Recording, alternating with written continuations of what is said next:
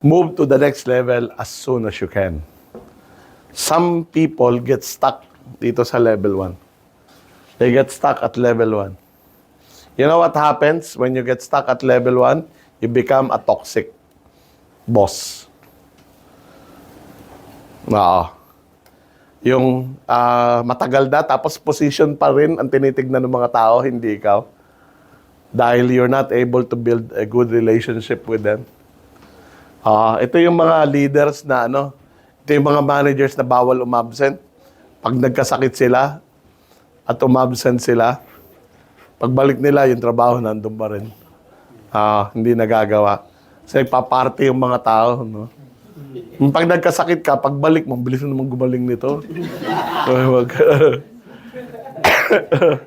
Di ba? Believe me, there are a lot of managers who are stuck here sa ganitong level, no? Okay? So where do you need to be? You need to be at level 2. It's called permission level leadership. People follow you because they want to. Kaya permission eh. They allow you to lead them. So, hindi na boss lang ang tingin sa'yo, you're now a leader. Okay?